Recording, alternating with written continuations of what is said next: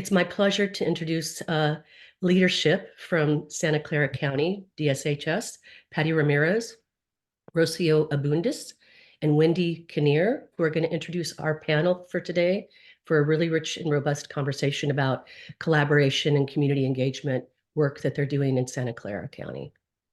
So thank you so much, Patty. Take it away. Thank you, Alyssa. I'm going to go ahead and pass it over to Wendy, who will be our first speaker for today. Thank you, Alyssa. Thank you, Patty. Hello, all. Wendy Kinnear, one of the Assistant Directors with Department of Family and Children's Services. I'm going to open up our space and our dialogue with an Indigenous land and enslaved peoples acknowledgement, and then I'll move into our work. So I want to start off by asking us to acknowledge that we currently within Santa Clara County sit on the land of the Indigenous persons of the Ohlone and the Miwokwa Ohlone people, who trace their ancestry through the missions Dolores, Santa Clara, and San Jose. Although not federally recognized, we acknowledge that we sit on their stolen lands and that we need to honor them. We remember that their connections to this region and give thanks for the opportunity to live, work, learn, and pray on their traditional homeland. Please make sure we take a moment to pay respect to their elders and to all the Ohlone people, past and present. We also take this moment to honor the enslaved people, known and unknown, who built the wealth and foundation upon which we sit in Santa Clara County.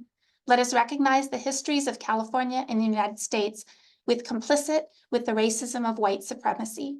We recognize that these difficult histories persist in present-day racial realities and the privileges of our agencies and the work that we do.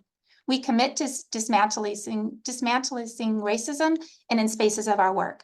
We invite you to hear and work beside us to create this change. And I give credit to my peers, both from the African American Ancestry Committee and the Indigenous Persons Committee, who have given permission to be able to share and honor this. We are going to start today with just giving some placeholders for the work that's occurred in Santa Clara County. So I'll invite both Patty and Rocio to start us off in that journey. We'll do just a little bit of setting on what that's looked like for us in this journey. And then most of our time today is going to be spent with our panel presentation and the work that has been created in Santa Clara County in partnership and lessons learned with those with lived experience. So with that, I will pass to Rocio to start us off in some of the work Santa Clara County has done. Awesome. Thank you so much, Wendy, for the land acknowledgement. So my name is Rocio Abundis, and I am the manager over the Prevention Bureau. And thank you for inviting us. I want to just start by sharing this quote: coming together is the beginning, keeping together is progress, working together is success. And to me, really, this is about community engagement not being an end point. It's a continuous journey, keyword journey, as Wendy said. About relationship building. And I love some of the comments that were said earlier. It's really about the heart and trust first. Without that, we can't go into this journey. Next slide. So our objectives are really about understanding how our comprehensive prevention plan and other related prevention work can be supported by our system of care structure, our vision and our function, really aligning all of our efforts. Secondly, we want to identify how we can always engage parents, youth, and tribal voices to support authentically our planning and our implementation. Next slide. This to me is really about engagement, and that there are different stages of engagement, from informing to shared decision-making, partnership, communication, consultation, but it's all about engagement. And again, it's a journey. Next slide. So we really are intentional, and there have been a lot of efforts that have gone on in our county that are really around cross-departmental work and collaborative in nature. First, beginning with our cross-agency services team, which we refer to as CAS, which began back in 2009. And had all of the agencies at the same table, really looking at trauma-informed work. Then we had our child and family practice model development, which is really huge. This would be equivalent to the integrated core practice model. But the reason why this is important is because this tool This framework has been foundational to all the work we do in Santa Clara County, but was really developed by community members, and the department continues to implement it. Then came the implementation of the continuum of care, and then CAST really looked at how to develop the trauma-informed and healing framework more intentionally, and the single system of support also launched at that time. AB 2083 came into effect, and then we really had to challenge ourselves how we integrate all of this work, and include the integrated core practice model across our systems, and also align very closely to our Families First Prevention Services work. In 2019, our department, our Santa Clara County Department of Family and Children's Services, invested in developing a prevention bureau, really looking at this framework even before FFPS came into play, about how we do comprehensive prevention from primary prevention all the way through tertiary prevention. And then lastly, we had a Child Abuse Prevention Summit series. And the relevance of that is, again, we lifted up community voice to identify what some of our child abuse prevention strategies should and could be, and lifted it up for all of the partners to hear and try to implement. So all this to say that, you know, it all connects together. Now, this is really about acknowledging that our work is centered around communities, yet communities are surrounded by agencies, our CBOs, our city, our school districts, and we all have to work together to support these communities. And while we feel like our work is our work, like the green can be working with the green and gray could be working with the gray, the reality is we're all interconnected, and we have to acknowledge that we are all centered around the same communities. Next slide. So on this slide, really what we want to think about is how do we break down silos? What core initiatives connect with the children youth system of care? And how do we support one another to really create a seamless system of care for those that we serve? But most importantly, how do we keep community voice centered in all of this work? So they really have to drive everything that we do, and we have to continuously listen to what their needs and concerns are. So the importance of this work is really about being aligned, and that we have common goals and objectives, and that we're mutually reinforcing our activities to transform change, and that all of it is working towards a common goal, our North Star, which is our system transformation and policy shift. Next slide. Oh, is somebody talking? Okay, I thought I just heard something in the background. So here's a visual around our children and youth system of care. This looks like a lot, and yet there's a lot of moving parts along with this. It's really about showing how these pieces can fit together as part of a collaborative container. And the vision and hope is to ensure that teaming is more intentional, and that messaging is cascaded across all of our partners, so people are aware of what we're doing, and that there's a continuous feedback loop, and that there's no siloed work happening. And it still happens, it's natural, but how do we always bring people together towards this common goal? And then we want to shift our culture about how things get done, and that we do everything with intentionality, and that we hold on to our strong values and goals of what we want to accomplish as part of our system of care work. And again, keeping the community experience, community voice, and lived experience at the forefront of everything we do. I do want to say it's not an endpoint. When we developed our community prevention plan, we really engaged with all levels of community, but that was just, to me, really the beginning of how do we use that to develop our plan, and then how do we use that to continue our implementation. Next slide. I think that's Patty. So it's Wendy. Okay. So I'm going to use, if Patty, go back to the other slide just a minute. And I'm going to be talking about the Community Advisory Committee lived experience and how that folds into this green button of the Interagency Leadership Committee. Next slide. So our hope and down this path was to really make sure we created a space for those with lived experience to be in a place with shared roles, responsibility, leadership, and rewards. In order to do that, we knew we had to have a couple landing spots for that. We had to create a space that really ensured rebuilding vision and trust, having regular, consistent meetings, making sure we really did have a space for shared decision making, and how would that lean itself into having parent and youth voice at the table.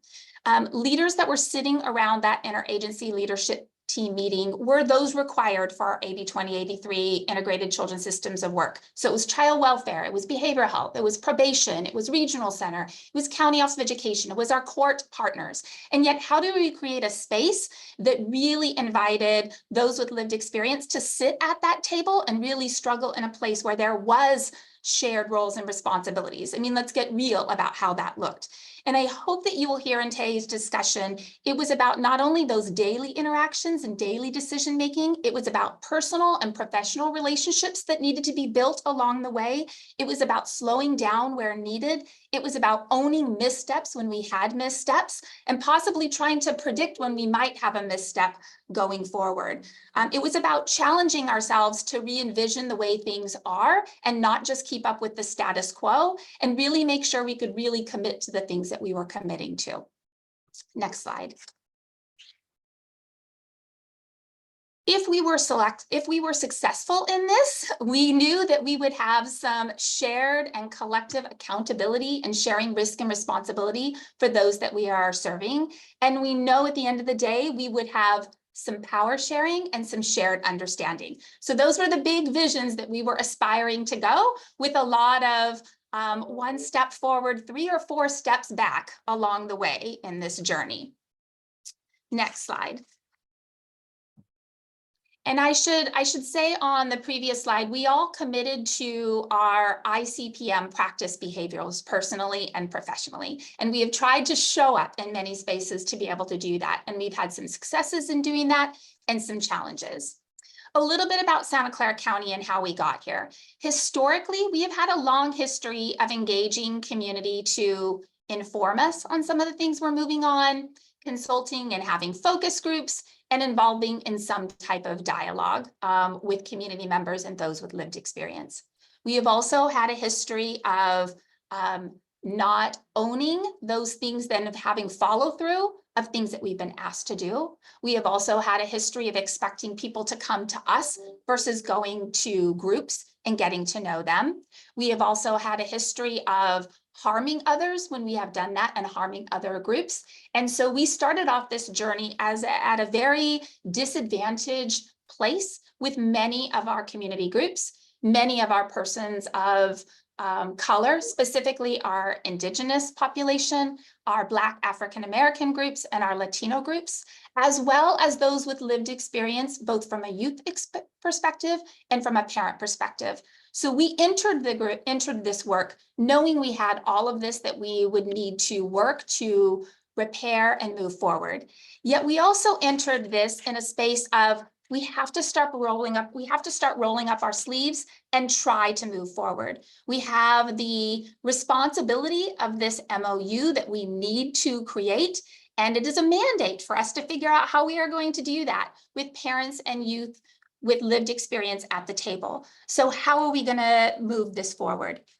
I hope today you'll hear about some of our misses that we will share freely on, but I also hope you will hear the personal relationships of trust building and meeting where people are in order to learn from our mistakes and move forward. We in Santa Clara County committed to, we have to start someplace. So the place that we started was to build out some shared agreements and to put persons with lived experience in paid positions to be at the table and sit at the table with us. Next slide. So where are we headed and where are we right now? So we built MOU relationships with some of our partner agencies in order to get lived experience. We took inventory of all those in community and we had to start somewhere. So with our parent lived experience, we started with our partnership with Dependency Advocacy Center, who had parent mentors sitting at the court.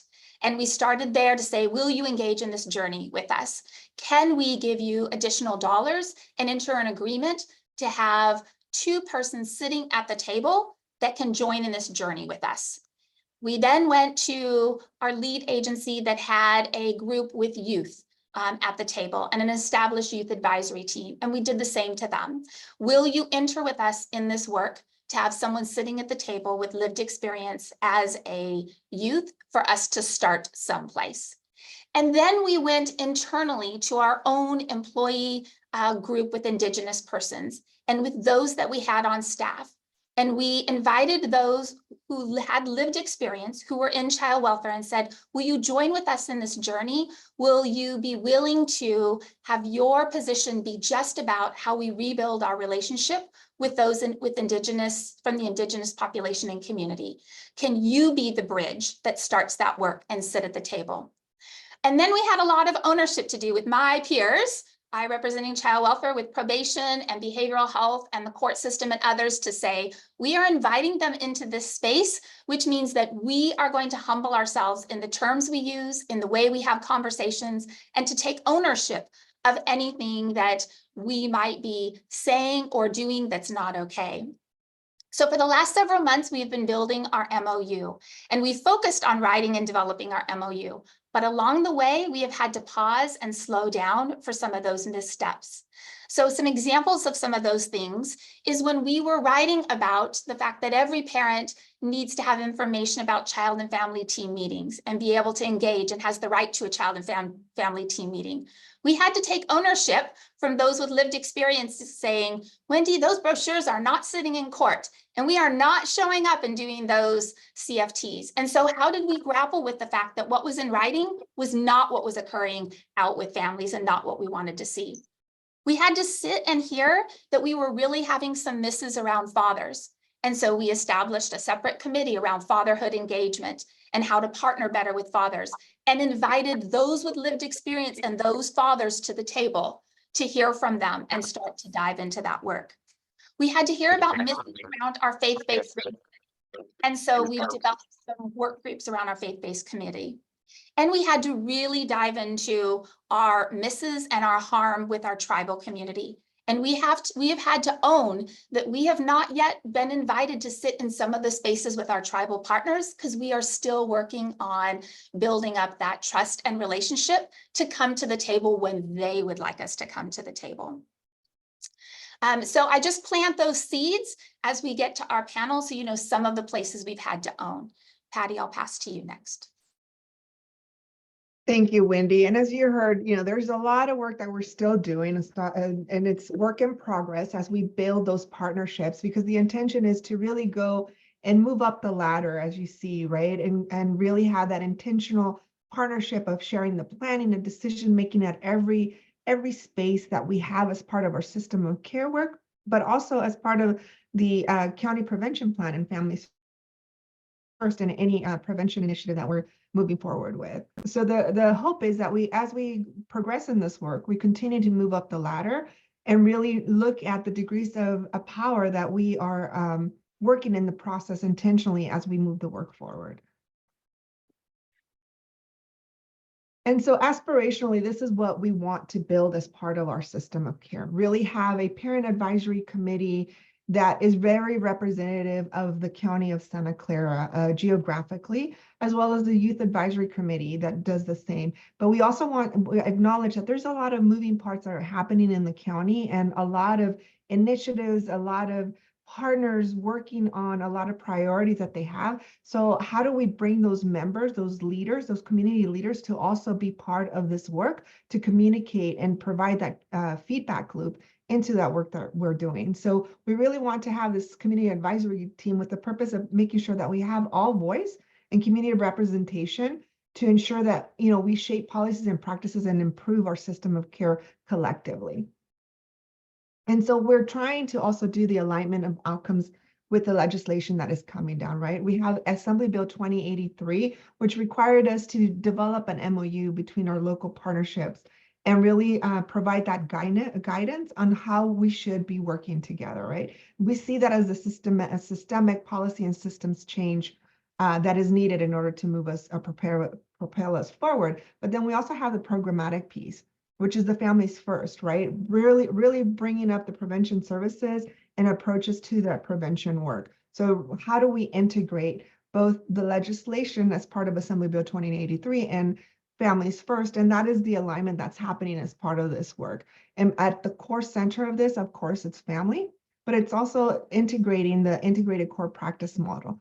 One of the agreements in the MOU as part of the Assembly Bill 2083 is really having that common behaviors, common language, and ICPM, the integrated core practice model, is really doing that for us, right? We're currently in the process of training all of our partners, system partners and community partners that are serving and supporting children, families, and youth out in community to this model. So we can have the same language and we can have the same understanding of where we're all coming from.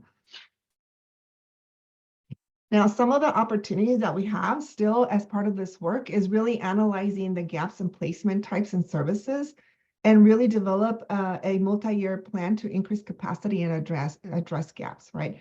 We need to make sure that we're linking that readiness and those needs assessments that are happening across the system into this work that is happening. For example, public health, every so many years they do a child needs assessment. So how do we have that information also help and be integrated as part of this work?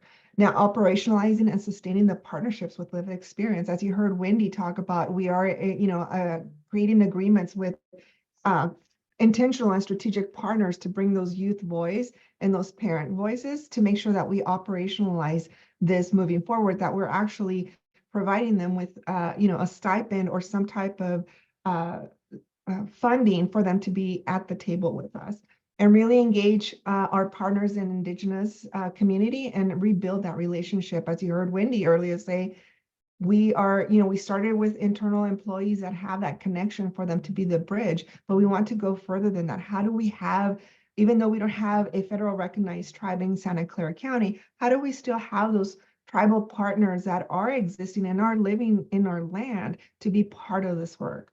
And really engage with community differently, right? We have to do a lot of capacity building internally to make sure we shift our mental models of how do we engage partners and how do we build those relationships and keep them at the table? And also from the community side, how do we create that capacity for them to advocate what their needs are in community and be that voice of community at the tables when they're sitting with us? And make sure that we're also building that CQI and be data informed and address any barriers and engaging the partners with lived experience with more intentionality. So we're also making sure that we're prioritizing equity and inclusion. So we're addressing disproportionality. And at every conversation that we have, even internally or with community, we have those conversations of disproportionality. We try to include, making sure that we have that racial equity lens in all the work that we do. We are adapting the integrated core practice model to ensure that we have authentic engagement and partnership. And we're also ensuring that trauma-informed approach is incorporated into every piece of the work that we do. And you heard us say, we're including community and tribal representation in every aspect of the way that we do business here in Santa Clara County. Wendy, I believe this one is yours. Yeah, so we put this one in because as along with doing this work and getting persons at the table and decision making, we have also had to make sure we have the parallel process of the work that was happening with our workforce in each of our distinct areas. So as you heard Patty say, we've made sure that the child and family practice model, we are training throughout all of our partner agencies at every level, from the line level all the way up to supervisors, managers, and the directive level, and encouraging all of our partner agencies to take a look at how that's showing up in the work that they're doing with families. In that, we have made sure we have a couple foundational principles that go along with the child and family practice model. The first is challenging ourselves and all of our partner agencies to take a look at how prevention and the prevention principles are showing up in all of our work. So talking about that prevention continuum from primary prevention, secondary prevention, and tertiary prevention, and looking at all of our work that way to move as far upstream as we can, but to make sure that we're shifting mind shifts changes in those that we're working with that are involved in either of our systems. The other is to make sure we've educated everyone about the Families First prevention work and making sure for Santa Clara County, they know our areas of focus and our areas of candidacy. For Santa Clara County, we have a focus on those with intimate partner violence or domestic violence, substance abuse, mental health, and our young children. And then the other one is making sure that as we're doing this work, we are building out webinars to understand and to educate all of our partners of the importance of having evidence-based work in the build out of services.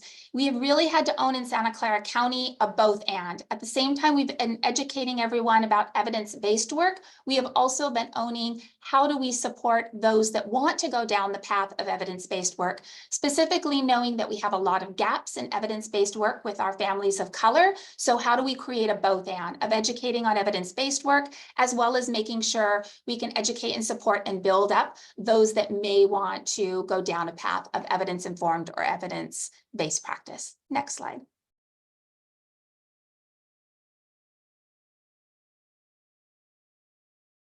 So what you see here are some of the challenges that we've had, and using the implementation science lens, we have to make sure that we, in the leadership level, we commit to shifting the system, right? We have to be aware that there's always going to be this creative tension of what the reality is versus where we're trying to head and the shifts that needs to happen in order for us to achieve that North Star, that ultimate goal that we're trying to do.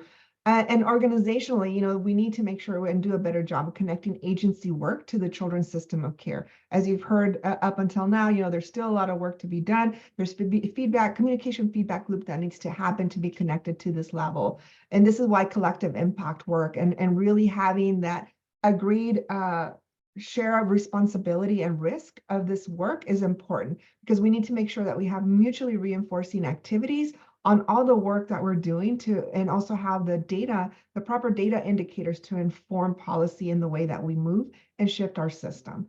And we need to do a lot of capacity building across all sectors, not just within our own agency, the social services, but also with our partners and community on how do we start shifting the culture of what has been in place up until now into something that could be more sustainable and really shifting the way we see things, the way we work together, and the way we're moving towards that North Star.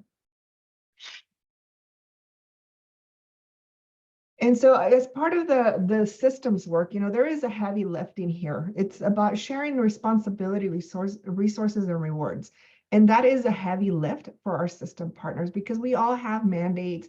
We all have, things that we have to do the very last minute. And the last thing in our mind is to think about how do this work connects to the system of care. And this is where that intentionality of how we do the meetings and how we ensure that there's updates provided by the partners during every agenda is incorporated in there, so we can make sure that the system partners at the table are having those courageous conversations of what are the challenges, what are the barriers, or how does that work connect to this, and making sure that we are sharing that responsibility in those resources and rewards and aligning and connecting the work.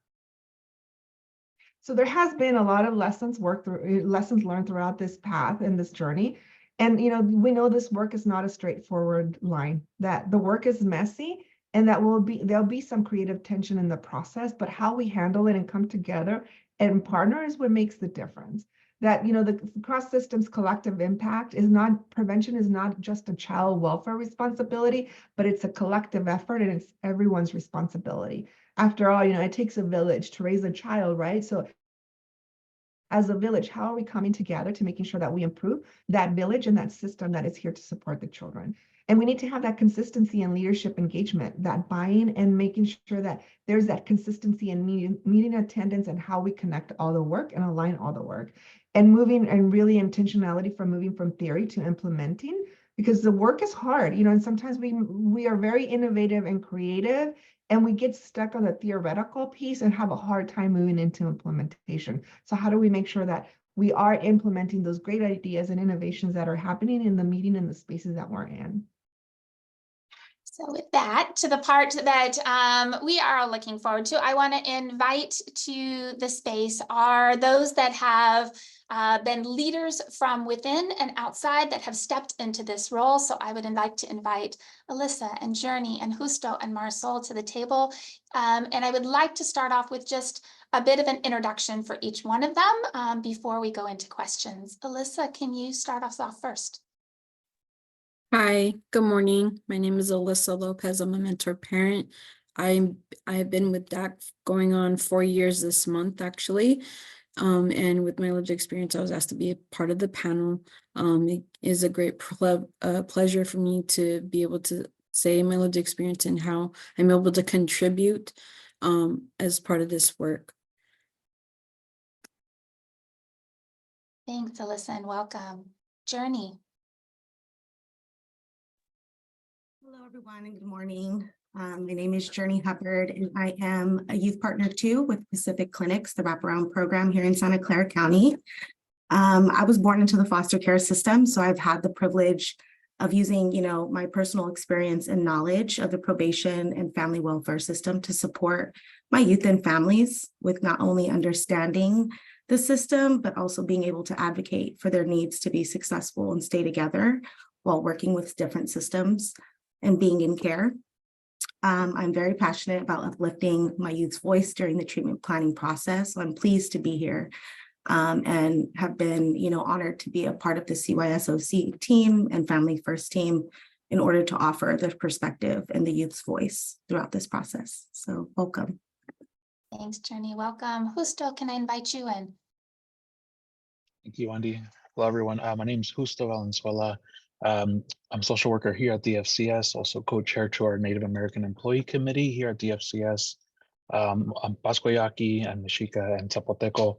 I was asked to join and support DFCS in this process to give the tribal perspective, the Native Indigenous perspective of our communities here in Santa Clara County, both federally recognized and unfederally recognized. So there's a great community here that needs guidance and support, as well as vice versa, right? So I'm here to support and build that bridge. But yeah, thank you, everyone. Thank you, Justo. And last but not least, Marisol, can you come to the table?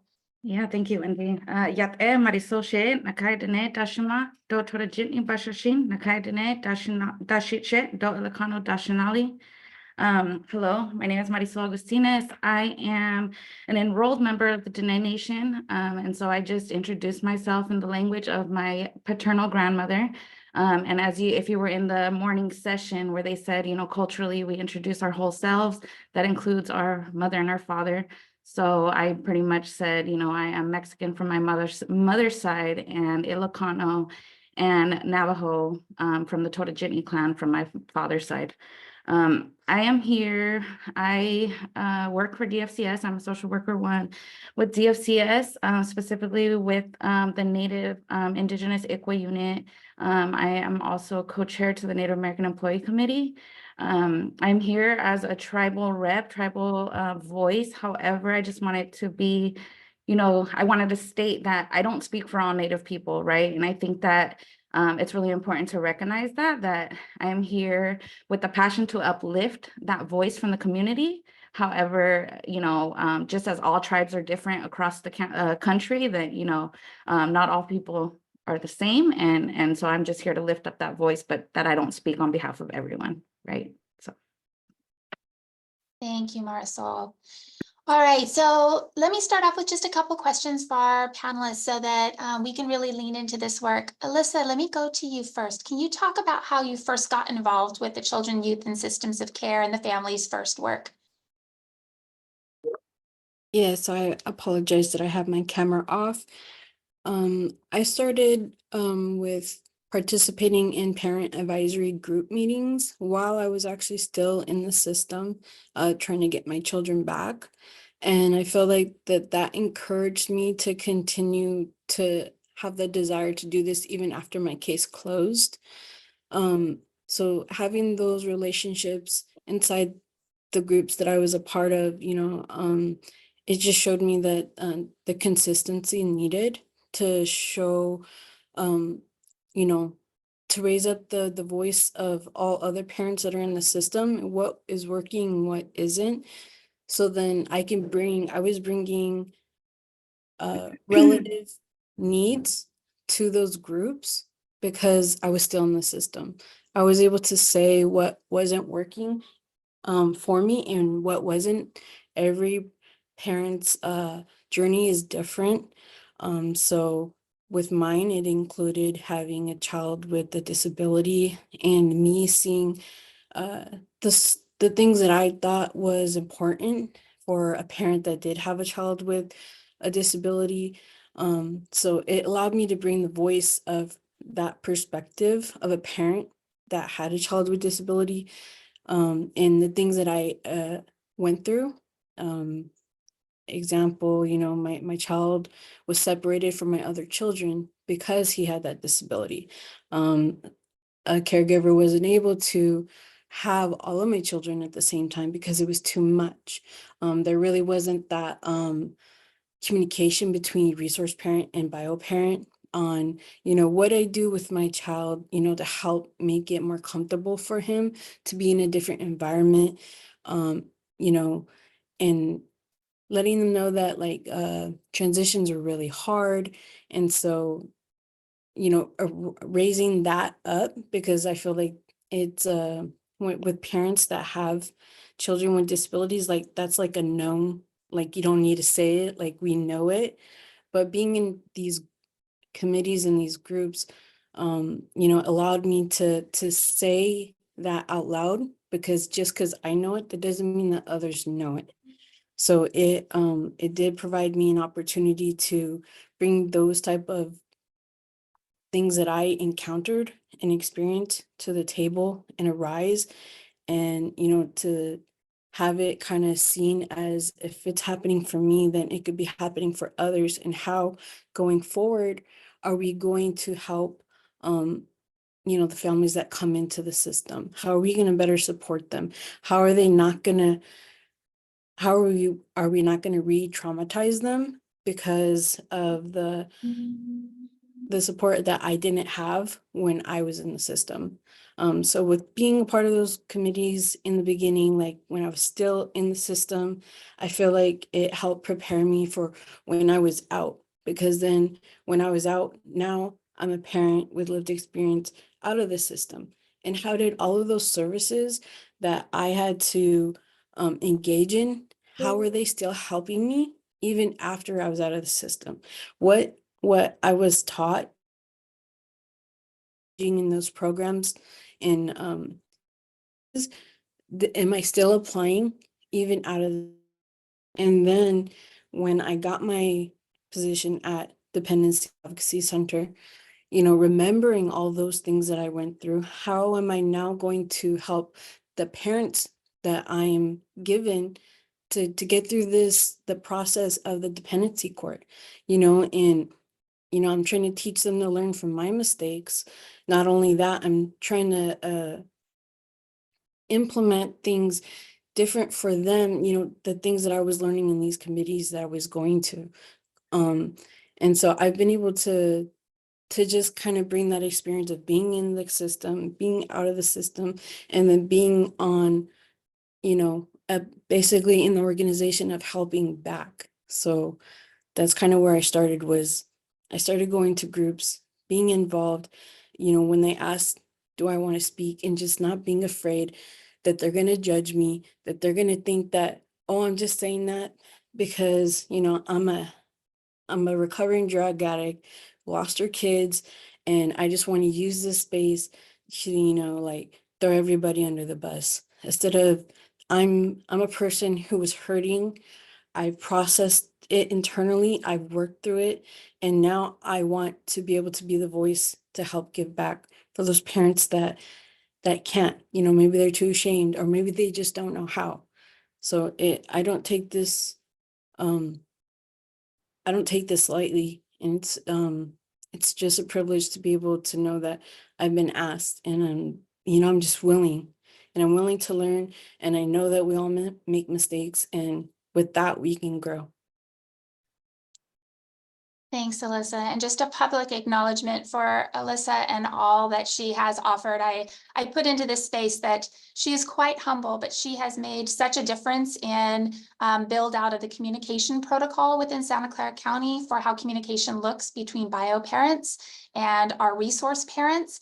And has been active in that work, as well as a shout out that she has really helped uplift the department doing a better job of ensuring what resources are available for children with special needs. And so as a result, that's regular awareness and regular meetings for social workers with our regional center office to make sure we keep that in their awareness. So thanks, Alyssa, for being willing to share. Marisol, can I invite you in to talk about your journey with the children's systems of care? Sure. So I think just, working for DFCS for some years and, co-chairing the Native American Employee Committee that went non-existent for a long time. And now having dedicated positions towards ICWA, it was definitely an identified need for, Native tribal representatives to sit at the table at the systems level. I think personally, it's really about, bridging the gap between the community needs and the system that has harmed them historically, right? And so recognizing that families are essentially, the experts in their own families, and especially culturally. So really trying to, identify from the community and hear the community out when it comes to what services are needed and what works for them culturally, right? And that, when it comes to a community that is disproportionately represented in a child welfare system, that there definitely needs to be an advocate at the table. So we've reached out to the local tribe, which is a non-federally recognized tribe. We've also worked with and reached out to our community partners, some tribal representatives from different agencies, community agencies, that serve the Native community in Santa Clara County, and in hopes to get that community input, right, to bring back their voice and lift it up at these system level tables. And so it really, in the spirit of nothing about us without us, right? It's important to rebuild that relationship with a community who historically doesn't have, the best trust, right, in a government agency or in the systems that are trying to support them. They, especially tribal communities, don't have that solid trust yet. And so it's really kind of showcasing the importance of rebuilding that relationship and getting that voice back at the table and coming together, to share the lived experience, but also to share the what works, right? Especially when we talk about a system of care and trying to build this system of care for a family. It's really kind of getting their input and seeing what works, especially culturally, when we talk about the Native Indigenous communities in Santa Clara County. Thank you, Marisol, and huge acknowledgements to Marisol, who really did step into bridging that gap, not only in reaching out in partnership with those within the community from different Indigenous tribes. She used her lived experience and then has been bridging the gap with her peers and the department and those within leadership for the misses and things that have needed to happen. So Marisol, have appreciated your ability to step in and out of those roles and bridge that gap as a staunch advocate. Let's move to kind of what's working well. So Journey, can I invite you into this conversation? Can you tell us one or two things, process with county partners that have done to make your engagement in the system work well? Yeah, for sure. So good morning again. And I hate to say that it's kind of a cliche answer, but I want to say just the fact that we've been thought about, right, throughout this process. We've been provided the opportunity to sit at the table, like you said, Wendy, alongside of our partners and, different systems and different communities in order to just share, right, our perspective and our feedback, even to just be a part of the conversation, right? And I think that is the first probably huge thing that we could kind of ask for. It's a great place to kind of start. And just me personally being involved for the last, few months and things like that, I've been able to kind of see, small changes, right? Given, my feedback and my own personal, perspectives and things like that. So I think that is a great start. Second, I would definitely want to just acknowledge and highlight the importance on language, right? And the importance on having the privilege of being able to change, language in order to better include and make sure that our families and youth fully understand, right, what is happening and what we are asking of them, throughout this process, I think is extremely important. So again, I've had the privilege of, sitting alongside of Patty and Wendy, in a lot of these different meetings, and offering feedback, as we break down the MOU that you had mentioned, Wendy, or even just having the conversations of like, hey, youth aren't going to understand that, right? Families don't talk like that, right? They don't understand all the lingo and the things that we may understand on a system level. So I think, again, just being able to kind of go back and review and sit and like, acknowledge, like, number one, half the youth and families that we're talking and trying to, pull in and include on this process don't even understand what the heck we're talking about, right? So we need to, again, I think like Wendy said, we need to slow down, right? And really take the time to make sure that the people that we are trying to include fully understand what we're trying to do in order to fully get their input, right? And their feedback in order to help them. So thank you.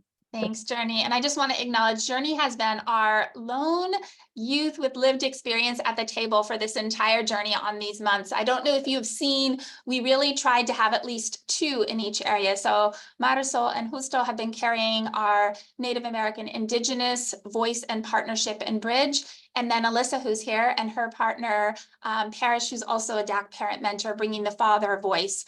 And hopefully soon we will have another youth voice, but I really give a lot of credit to Journey for being kind of the lone advocate in this and really being very real, authentic, and holding us accountable again for the things that really we need to pay attention to and listen or slow down because we're moving too fast. Thank you. And oh, sorry, Wendy. I just want to say No. thank you and appreciate that, but also acknowledge like what Marisol said earlier, right? Like, given that point, I am by myself and I can not even begin to think about speaking for all of the youth, right, that we are working with and trying to represent. So I just want to, again, acknowledge that. And thank you, Marisol, for uplifting that. Thank you. Thank you both.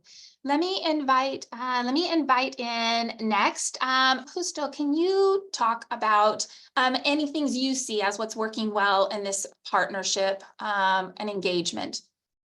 Yeah, thank you, Wendy. I think for me and from like the tribal engagement perspective, I feel that well, just including us into the table, first off, that is very much appreciated, but it's how I think we noticed how, right? It's not just like there's a seat at the table. It's like we want all of you and all of the community with you to come and support us.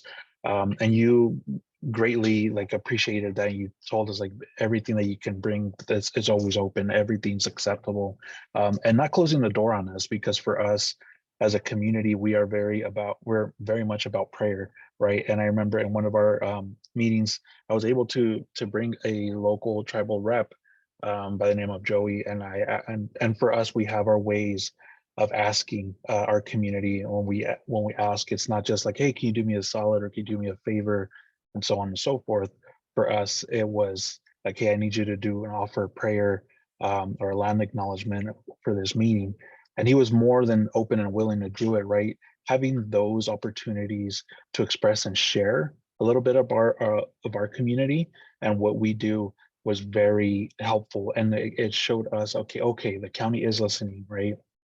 So it gave us that perspective, like, okay, this is a good way to start building this bridge, because we of all communities have, and not to say like, oh, my community has suffered more trauma than yours. No, we're not saying that, but we are first contact that had our treaties broken, right? We know the thing or two about having everything broken against, because we're the first people who had agreements, had treaties, signed things with the US government, and we're the first people to go to war with the US government. So we know a thing or two about being lied to, promises made, promises broken, so on and so forth. So for us to build that bridge again was kind of like, of course there's a barrier, but we have to slowly break this and build this bridge. So getting community back having our experience and expertise and our relationships that we currently, like me and Marisol, have already with our community, was just to like, okay, let's pave the way, because if we don't do it, who will?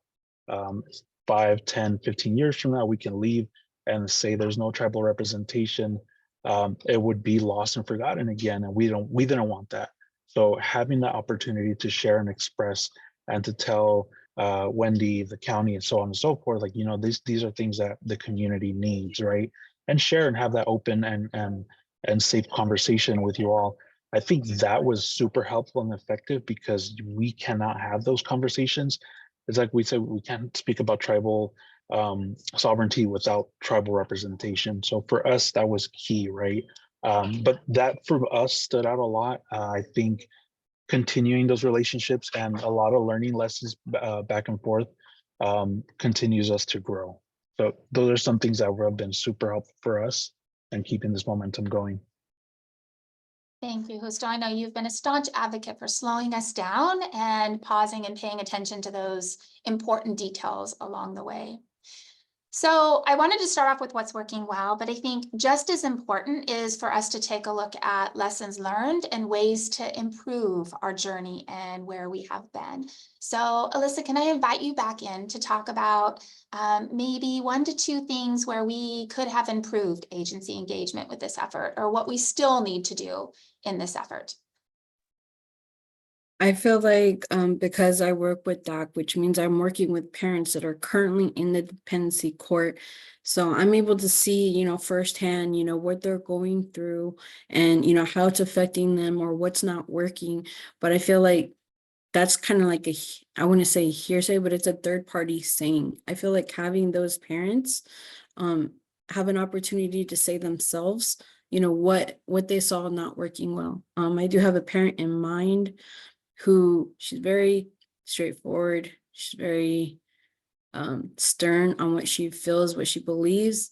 And sometimes it was even hard for me to communicate with her, but it's because she was so genuine of how she felt, on how some things affected her, where she didn't see things were right with her case.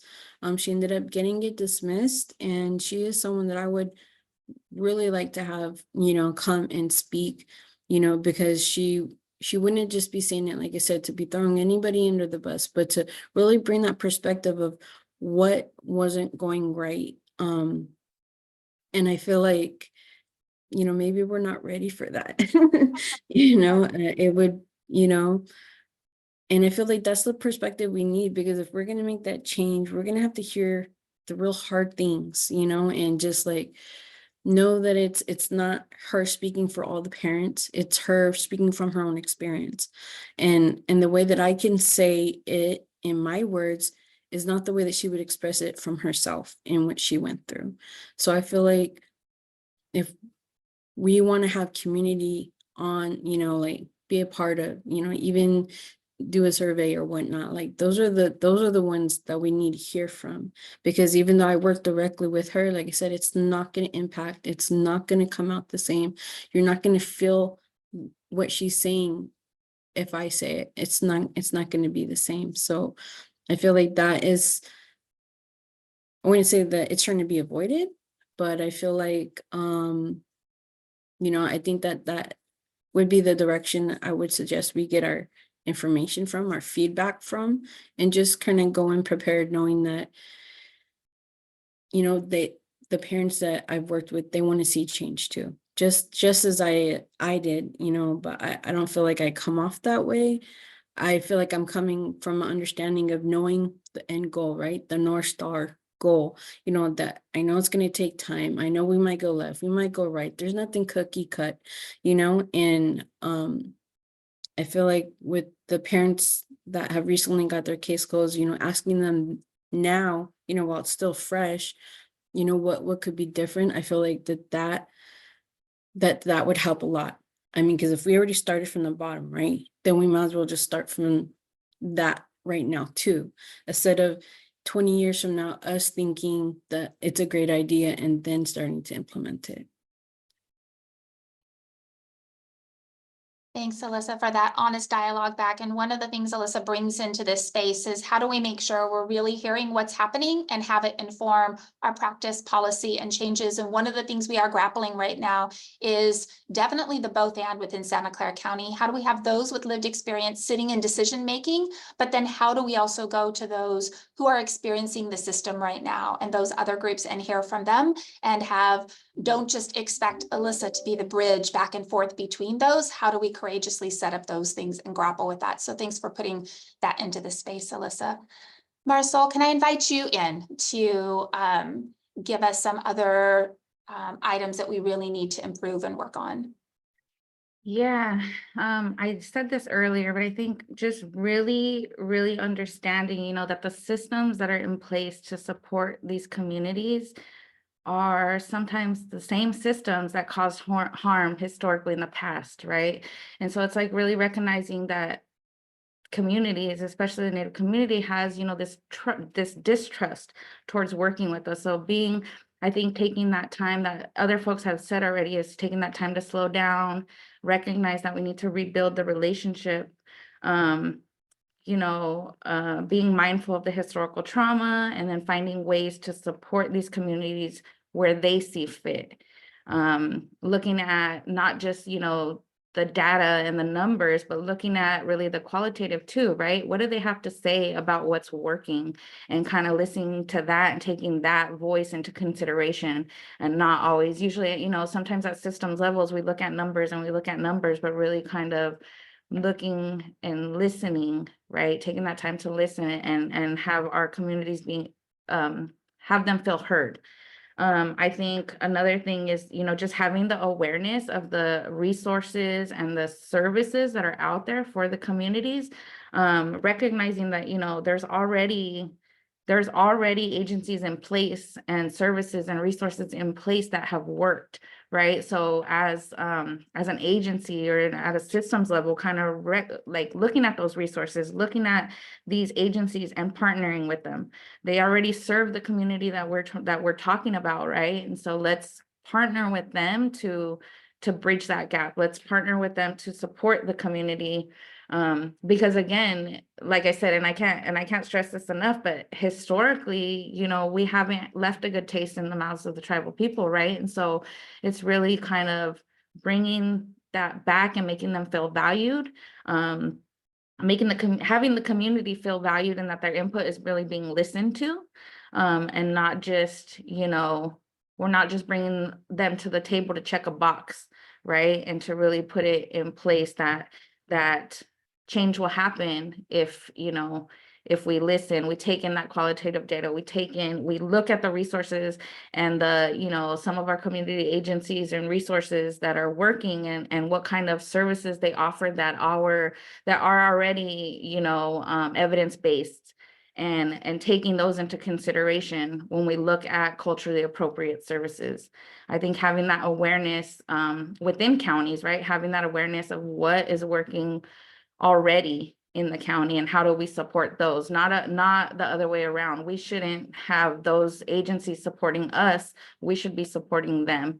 And I think that that's one of the main important things. I think also, you know, we in Santa Clara County don't have a federally recognized tribe, but really keeping that local tribe at the forefront, having them, you know, be visible in all the spaces, without tokenizing, right? So don't bring them just for a land acknowledgement, but let's bring them out for like a teaching. Let's bring them out when we have events and spaces where they can table and they can set up and they can be visible, right? Just to kind of remind folks that, you know, this is the land that we stand on. And like I said, just trying to build that partnership with these agencies and with these tribes, and just moving forward in that way. Alyssa, I saw your hand up, and I don't know if that was a question for me or. No, it was more of just a piggyback on what she said. You know, we don't want checking the box. We don't want to do the due diligence, you know, of saying to do it to say that we did it, and, you know, then not really follow through with it. And, you know, with the, you know, wanting to get that honest feedback, you know, qualitative and all, you know, but also like really looking at it now, really paying attention to it now, because we don't want these parents to be re-traumatized, putting their heart on their sleeve, basically on this, survey or whatnot, to tell you, their perspective, and then it just gets put in the folder, kind of gets put in the box, kind of just, they did give it to us, and then see no true moving of it. Yeah, and I think too, like when it comes to spaces and, our meetings and our work with FSPSA and Children's System of Care, we ask for our community partners and things to be at the table, but it's really going back to what Alyssa had said earlier about, our language, right? And really tailoring, being mindful that we have to spell out children and youth systems of care, as opposed to, using all these acronyms across the board.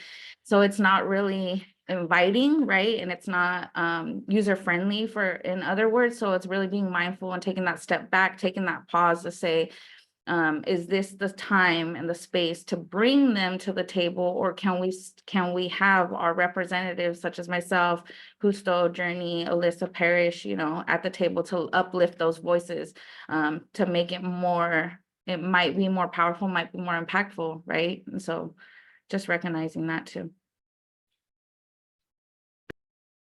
Thank you both.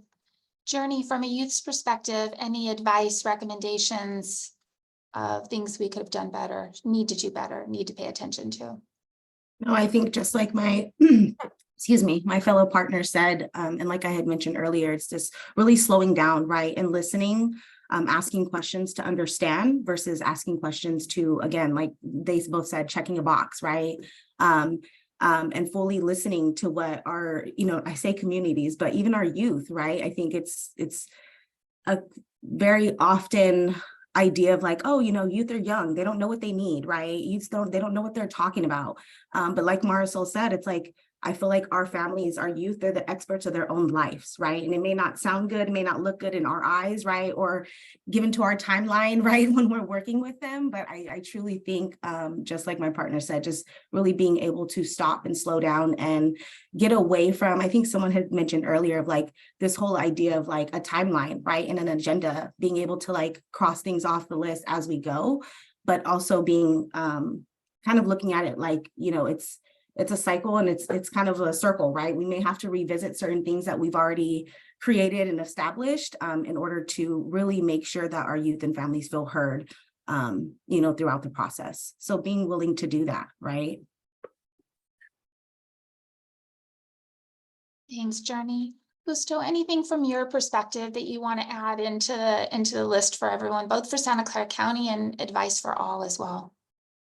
Yeah, I think for us, like I mentioned earlier, Wendy, I have that tendency to kind of slow things down, but it's for a good reason, right? I think we all need to check ourselves every once in a while and slow down. Like, is this the right way? Is this the right thing that we need to do? Because that you can, from a Native perspective, it's slowing things down to effectively listen and pay attention to what's going on with our community, families, parents, and youth, right? We always have to have that mindfulness of like youth guided, family driven kind of model where community can grow and blossom from this. And that's always been tribal perspective or ceremony, right? It's just like, let the youth do it and the family will come and support. So that's always key in my book.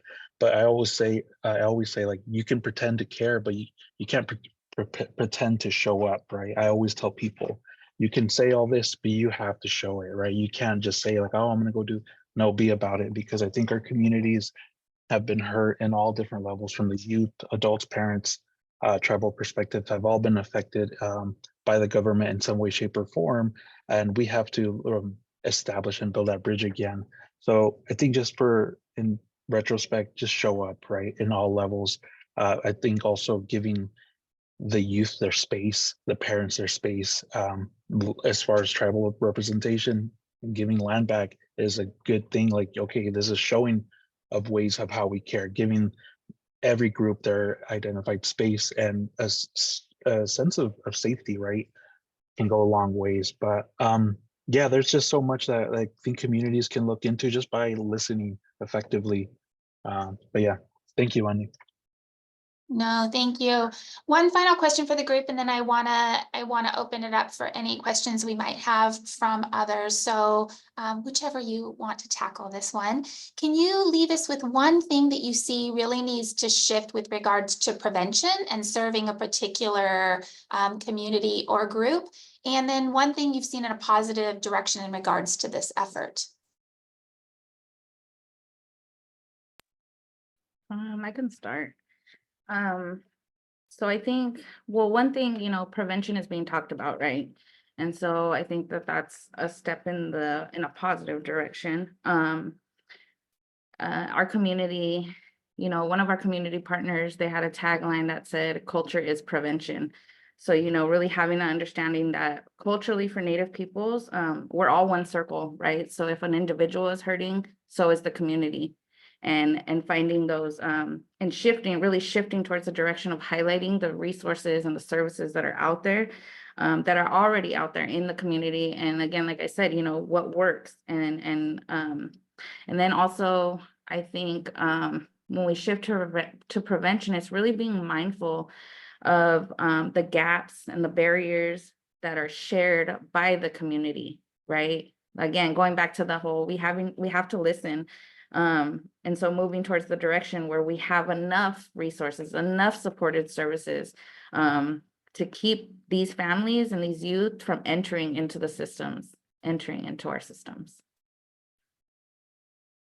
Yeah, and just to piggyback off that, I'm sorry, Lisa. I'll just definitely, lean on the importance of removing the boundaries and requirements for, like Marisol said, the systems that we already have in place that are working. I can't I can think of probably 5 different families right now that need access to a certain program, right, or a certain system, and they're not able to get access because things aren't as bad, right, or things can get worse, or things haven't got as bad, right? And it's almost like that idea of like, okay, do we want them to really be at the very bottom when they're trying to access these services versus getting them in their space where they're even open to it right now, right, and allowing them to take advantage of the resources that are out there.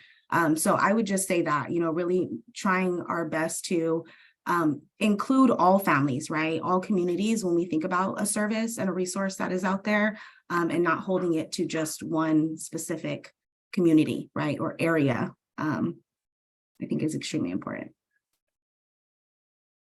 I could piggyback off that as well. I think, what's working well is that I've been able to voice that. I'm actually in South County of Santa Clara County. So I feel like we're kind of the forgotten, stepchild down there. And so, all the great services that Santa Clara has, usually the gist of it is in San Jose. So it's like the center, right? You can get to it from Milpitas and all the other, it's just like the center of everything, which is great. But I mean, Gilroy area, Morgan Hill, San Martin, it's just really far away, to kind of have the access to get to those. And so me being able to voice that even at the table, like, because I'm here, I'm seeing, how that's probably affecting our community. Because I know that when I was in the system, in order for me to access any of the case plan services I had to do, I had to take a 2-hour trip on public transportation just to get up there, and so I'm supposed to do everything in a timely manner, maybe make my visits, do some meetings and a testing and all that, and not be tired at the end of the day, to show that I'm a parent that can handle all my stuff, and jump through all these hoops that I'm supposed to, and then even the community, that isn't in, the dependency system, how they can access those things when, they're probably homeless, they're transient, they don't have the access to get, up and down, and, everything is zip code zoned. And so it's like not trying to duplicate everything that's out there, but just make it more sufficient for everybody in the county. Everything's on wheels. Okay, well, bring the wheels over this way, please, because that would help out, even if it's bi-monthly, you know, it just, I think it would make a difference to know that this side of the county isn't forgotten, and that it's possible, you know, and it's not like they're moaning and groaning and saying this is what they need, but it's all up there, you know, and it's just unfortunate. And so it's just like trying to think outside the box of how to get it here, or if we really want our community to go out to San Jose to get them, how else can we benefit? How else can we support them to do so? Thank you, Alyssa. What a powerful statement to end on, just really acknowledging Justo, Marisol, Journey, Alyssa, for your willingness to step into this space and share your learnings with all of us. I know we are coming up on time. I will end you with two things, and we did put a little bit in chat trying to answer the questions. A couple things I want to leave you with. The first one I want to leave you with, as you heard a lot of the personal stories in this, and just like Cindy Alexander had quoted, Dr. Jaya John, we really have leaned into the fact that we as systems have done great harm, and the stories from those that we partner with can be our medicine to learn from, to do differently, and to heal. And then I want to leave you with this quote: attempting to foster system change without building the capacity to see the systems, because systems are set up to do what systems are set up to do, leads to much talk and minimal results. Real learning is developing a capability to do something we could not do before, and demands deep commitment, mentoring, and never-ending practice. I would leave you all with the fact that this is really challenging, really hard work, and the relationships with one another needs to be key in doing this. So slowing down and really leaning in, and not letting yourself get caught up in just because a system hasn't been changed doesn't mean that system doesn't need to change. And so really pausing to take a look at what we've been doing all along may not be what we need to be doing. And so really encouraging all of you to build those relationships, start somewhere, to move the work first, and just true appreciation for all of my partners in this journey and where we are today. Thank you all for attending. Thank you for your time. Thank you, everyone. You're welcome to head off to lunch and just meet us back in the main browser, the main room at 12:30 for your next set of workshops. And thank you so much for this beautiful presentation. Really powerful. Great to hear from each of you. Yes, thank you, Santa Clara team. Appreciate you. Yeah, amazing work. Great demonstration of cultural humility and all the things that we strive to do. So really beautiful. Thank you.